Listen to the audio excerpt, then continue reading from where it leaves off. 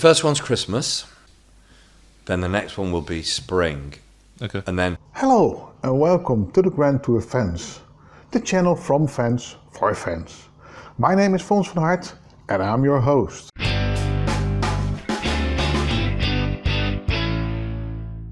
Welcome back to the third episode of the interview with Mr. Andy Wilman, which was done by Freddy Clode of the Home and Host podcast. In this part, Andy Wilman talks about the Grand Tour from start till the day of the launch of Season 4. Also, he's telling us what we can expect from him and the three presenters in the future. And then, we started to get the offers coming in, and we knew that it was going to be American. If we were going to get an offer, we didn't know. No. But we thought if we do get one, it'll be American, most likely, because we're not going to ITV. How can they? Well, what's the budget for that kind of show? Yeah. And would they want something that was so BBC? I wouldn't if I was them. No. I wouldn't just transport the show across. Yeah. Sky didn't want us. BBC, Channel 4, there's no way they could afford that and probably wouldn't want us. Yeah. Culturally, they wouldn't want us. So we knew that it was going to be a big player. If anybody was going to put food in our mouths, it would be one of the Americans. big boys. Yeah. And it was. The Americans started to ring very quickly. So again, here we are, not knowing, never having been in this situation. So we got ourselves an agent in America, and then he took care of the rest. And did you meet with any other people apart from Amazon or not? Or can't you say? We talked to a few others. We talked to Netflix. We talked to a couple of others. I can't remember because there was a load of names flying around. But surely at that point you're full of excitement for what lies ahead. But at the same time, you're so fucking knackered after 15 years that in a way you're a bit like, do we have to go straight back to work? There was an element of that. There was, because your mixture of I am knackered and we're exhausted and we should learn. We're standing in the rubble of a great show because we're still getting the same numbers when it goes down as we had been 8 years earlier. Yeah. We're still going well, holding on, to the audience, and we're standing in that rubble, knackered, and mentally needing a break from everything. But somebody brings up and says, "Here's an offer, get going." And there's a kind of self-flagellation thing where you go, or if you're worker bees, which I believe we all are, we are worker bees, we just go, right, okay, we work again, we get going. And we also, on an ego front, wanted to prove that we weren't dead. No, of course. That BBC management getting rid of us would not have the final say. Yeah, it wouldn't be the final chapter in the book. Did. Yeah. We wanted to stick one up at them. Were you nervous that the change of scene would have an effect on the show? Yeah, you are, because you know that legally, right out of the traps, you've got one hand tied behind your back. Mm-hmm. You can't do certain things. So you've got a fucking oil tanker full of lawyers, going over everything you're doing. What were some of the most ridiculous examples of things you couldn't do?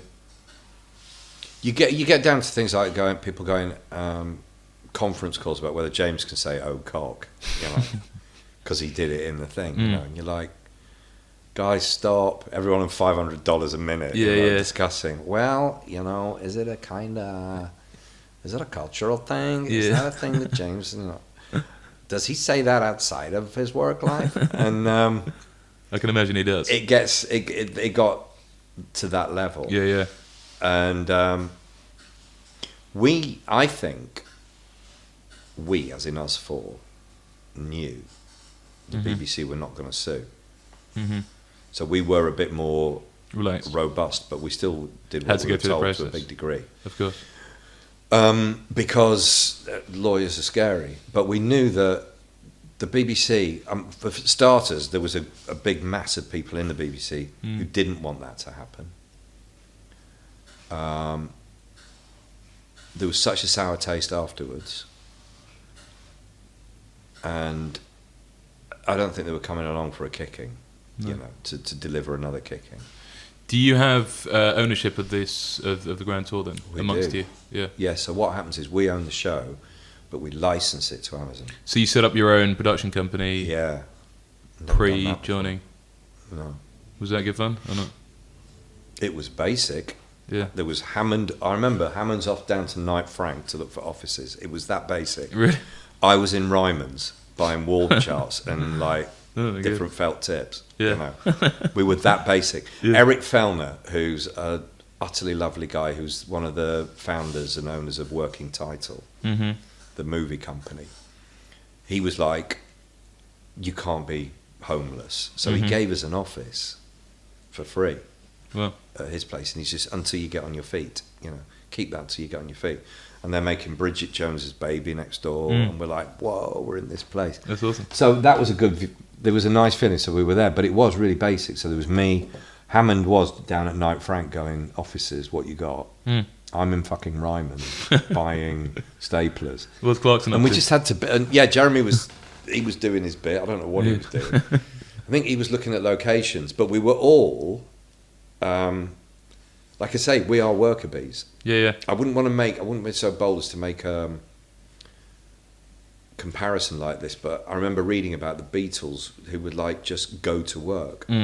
Whatever size they were, they were told to go to work. They went to work until they got their power, you know, and realised that they should control what they were doing. So signing on to do 3 series, 38 episodes, does that take over your whole year, or do you allow yourself, I don't know, said every year, whatever happens, I'm going to have these 2 months where I can just spend time relaxing, recuperating? It's always a pipe dream, but it never happens. Really? No, never happens. Never happens because if you had a show, if you were making a show like The X Factor or The Apprentice, the format's fixed. Yeah. Well, more than that, the actual format's fixed. Yeah, that's it. So you know there's the boardroom. You know there's a challenge where they've got to flog fish, or they've got to make a perfume bottle. Sure. You know those things. You know how many shooting days they are. Whereas we start each series going effectively with a blank sheet of paper, going, what are we going to do? And then all the problems of doing it that way pour forth. Right, let's try and film in Kazakhstan. Oh no, we can't. Right, scrap that. That's 3 weeks wasted. Of course. Let's try and get that car. Oh no, they said it's going to be ready. No, it isn't. And so on and so on. Everything becomes elastic. You get some guy in Vegas to build you some motorhomes and they're shit halfway through. So your idea of parceling off some time, It's impossible. it was a pipe dream. Yeah. And we're never able to do it because we're like, I liken it to, it's like we record an album each series, in that you know the sound, you know the style, but the songs are all different. Of course. And some of them are hits, some of them are solid album tracks, some of them are like, don't work. But it's one of the reasons we've lasted so long. Yeah. Because you're not going to get bored of the format because there isn't a format. But also you, being the exec producer, have to be involved in every step of the way, as you're saying, the pre-planning, the storylines, being there for the shoots. I do less of the setting up now, but we used to be. I think it was brutal because also, one, like I say, we're workers, and two, when it started to get big, when our ambitions got bigger, we didn't see that coming. So it was like me, Jeremy, James and Richard running a corner shop, selling newspapers and fags. And then suddenly we're running Harrods, but we don't skate, but we still try and run it. Yeah. So I'm now cutting 50-minute, an hour-long films instead of 10-minute films, but nothing's changed. Yeah. I don't let anyone else cut them, so I just got to spend more 2 o'clock in the mornings doing it. But did the others come into the edit suite as well, or not at all? No. Or after they've done their bit to camera, that's them done? No, they don't. They come in and do their voiceover. Yeah. Jeremy and I'll knock a film back and forth. Okay. So I'll get a film to a good shape. Yeah. And then by that point, you need fresh eyes. Yeah. And he's really good at that. So, like, I sent him one over this morning. Sure. He'll take another 10 minutes out that I can't find, and then he'll come back and go, do you know that's like and so on. So that's how we work. It's been received incredibly well, the Grand Tour, and you've held on to your old editors, right? Got all the old editors, got all the old camera crews, right? Some of the old team. The rest of the team, a lot of them are still making Top Gear. So that was kind of the final middle finger up to the guy who was investigating workplace problems when everyone was I love the guy who actually did the investigating was lovely. But, the people that initiated it, fuck you. And it was... Yes, they did stay with us. Yeah. They did stay with us. Just to finish up, basically, a couple of quick questions, but I just want to ask finally, in terms of the flow for the Grand Tour, what is the plan now? You've done 38 eps, right? Or sorry, you would have done from the contract signing the 3 series. 3 12s, 36. Yeah. Sorry, 36. Sorry. Yeah, so we've done 36 so far, and now we're you've making got our specials. The specials, which is 2 a year to come out. Yeah. And when will those come out? In between each other or like together? I think first one's Christmas, which is the one I'm just working on. That's when I leave you. I'm going back over there. And I'm going to work on that one. And that's coming out Christmas. Then the next one will be spring. Okay. And then basically at the minute it's a bit loose. We give them to Amazon. And they put them where they want to. And are these hour-long specials are longer? No. This one at the minute is 1 hour and 3/4. Wow. It So was it's a 2 hours Christmas and a film. quarter when I did my first cut. Really? And it's like nobody wants to watch that. No. 1 hour and 45, I think it's a very good time. Oh. Proper film. So it's I took half an hour out without destroying the structure. Yeah. And now I'm really stuck. Are you excited about it? Yeah, it's good. I'm always excited when you find they've worked. Yeah. I'm proud of that. Yeah. And I'm proud that here we are, like 18 years on, and something like the Mongolia one we did last year. A lot of people said that was the best one we'd done. Yeah. I'm really proud that 18 years on, people are still going. Yeah, it's amazing. That stands up with your best stuff. Yeah. That makes me so. When I look at my heroes, people like Alex Ferguson, who stick at one thing for a long time. Yeah. Anna Wintour, they stick at one thing a long time, and they don't listen to people who go, well, have a varied CV. No. They're like, no, this is what I do. Yeah. And I'll never, hopefully, drop the ball kind of thing. And I look to them, to those kind of people where I think, this is what you do. So what you've got to do is maintain the standard, that you guys set yourselves. What's your biggest regret? Ooh.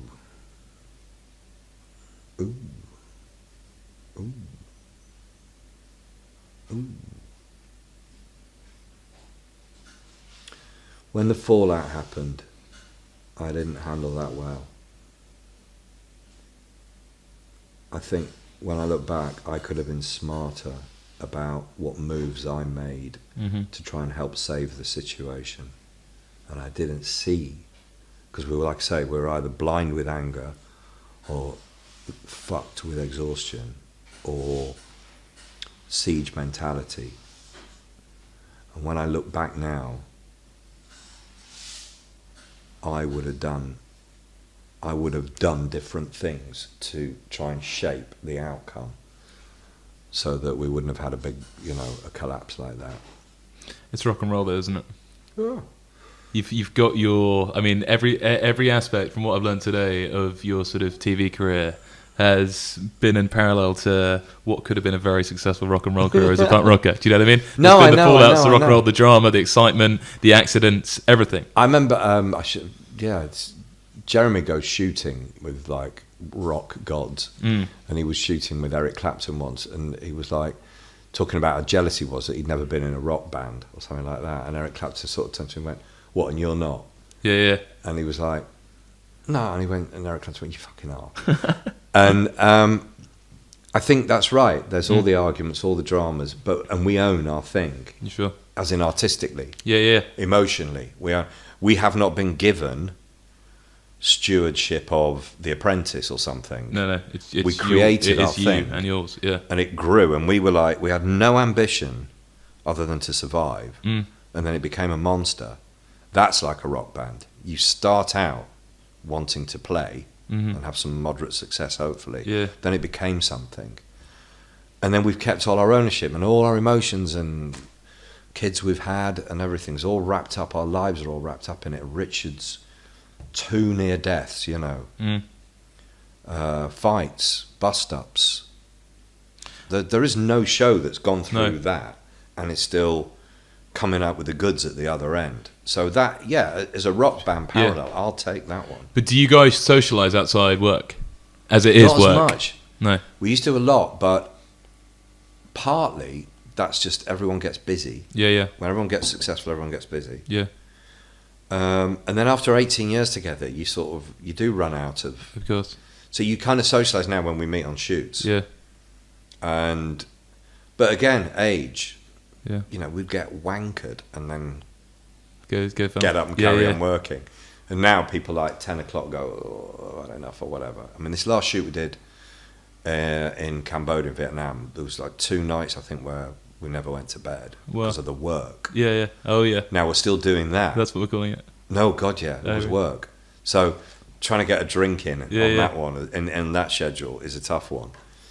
But I'm very proud that we owned it and own it, and I'll go with the rock band thing.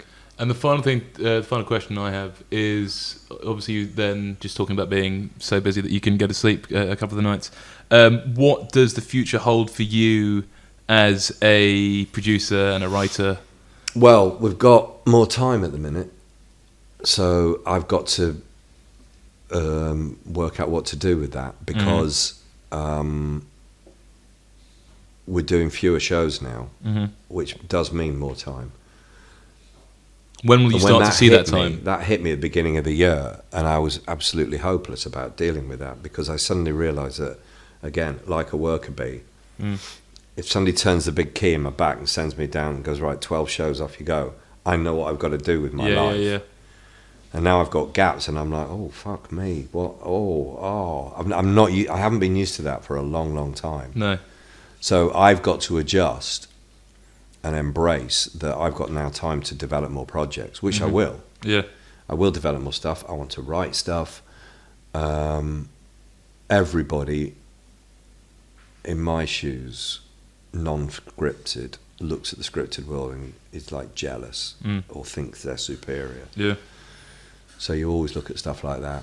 And I've got an Amazon solo project to do, but I don't know what it is yet. Will that be factual based or? It'd be non-scripted. Okay. But I don't know what it is. It doesn't have to be cars, it doesn't have to be anything. Right. Where we were. I mean, if I said I want to do the world's biggest ping pong ball, they'll probably say, fuck off. But yeah. It's... So what is the makeup of a series of that? Is that like you've signed up on, 8 episodes or... it's... or it's just one... Jeremy started his farming thing right now. Right. So it's life on him trying to run his own farm. So that's his project that he's doing for Amazon. James is doing one in Japan. Richard's got one going, which is a kind of reality, brainiac-driven. I'd let him tell you, because it's something that he's devised. And mine, I haven't got a clue yet. But so we've all got that to do. Yeah. And then, But I've got to adjust my brain that I've got control of some of my time. Yeah. Maybe it's time to get back. Because I don't like being out of the coal mine. Maybe it's time to get back into shoved down. I like being shoved down. Maybe it's time to restart your rock and roll career. I think your that's punk done. career. Really? I think that's done. Not one last hurrah. No. Well, Andy, thank you so much for talking to us. No, thank you. Cheers, that was Thank great. you very much. So I kept you for way longer than I said I would, but it's a ultimately, podcast, isn't it? You can do anything you want with it. Yeah, exactly. Well, this was the last episode of a great interview with Andy Wilman. We would like to thank Freddy Clode and Andy Wilman for their interview, which they were very willing to share with us. If you like this series and want to learn more, just subscribe to this channel. Thank you for watching and listening. Goodbye.